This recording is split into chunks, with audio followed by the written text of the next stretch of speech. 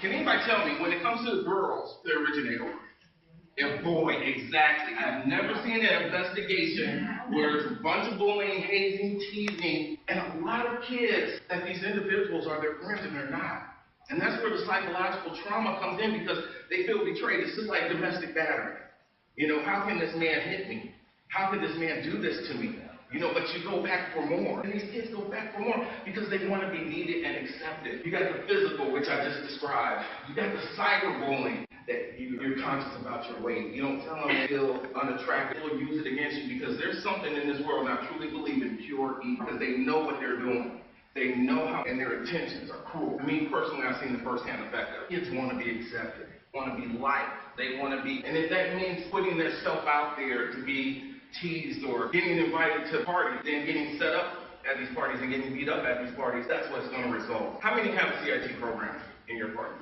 CIT is crisis intervention. You're a CIT officer. I'm saying that I feel like hurting myself or hurting others, and I'm a threat or I'm a danger, and I do things that I say, okay, I don't want to live anymore. You come to me, he assesses me. He's certified to assess skills, psychological assessment, and determine and hold me for, what is it in your state? 72, 24 hours? 72 hours. 72. And in Indiana, 24 hours. When you hear about these shootings, first thing everybody says, gun laws. Exactly, gun laws. They don't talk about the psychological aspect of that. There's more talk on banning guns and AK-47s than there is about getting these individuals free. And I believe in the old adage, guns don't kill people, people kill people. All it takes, ladies and gentlemen, what do you have right now? Your experience, your knowledge, willingness to work with others, and the training to make a change in our schools and even on the street. You get dispatched somewhere, go to the house, the individual has lost his girlfriend, he's upset, a vast collection of weapons, constantly talks about death, constantly talks about revenge, lost his job. Those are psychological clues that, hey, this individual needs help. It's documentation. I like to be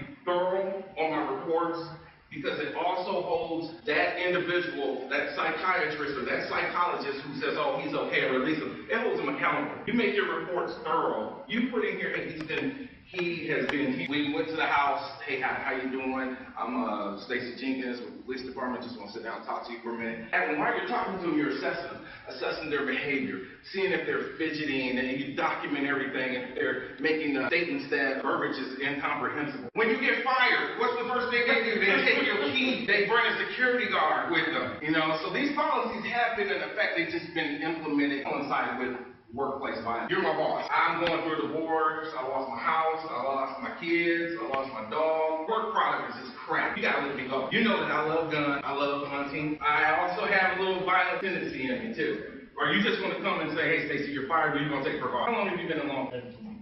17 years ago, would you even thought twice about it? Just say, hey, man, get out, you're fired. Things have changed. But being as a law enforcement officer, we keep that tactical edge. Being in school, being an administrator, a social worker, mental health officials, nowadays, you have no choice but to take that tactical edge. What you see, it's what they say, it's what's been done to them. That's what counts.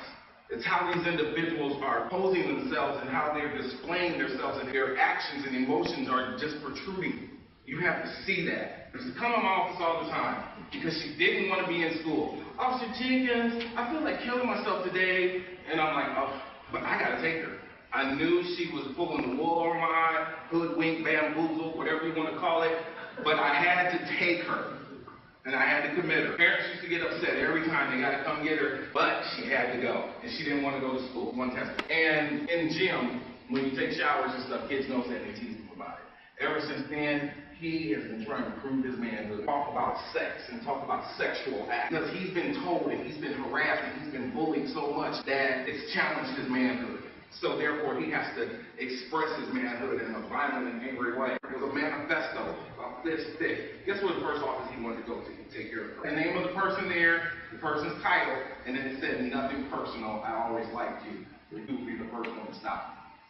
Yes, that's the RO's office. It said, nothing personal, I always liked you, but you will be the first one to try. It had a list of all the kids that he was going to kill. He was being picked on, he was being teased, his manhood was being challenged. He had every right to be upset and to be angry. However, he took it to another level. I'm dyslexic. I still suffer from dyslexia. I was teased about that in school. So I know what it's like to be teased, and I know what it's like to be made fun of.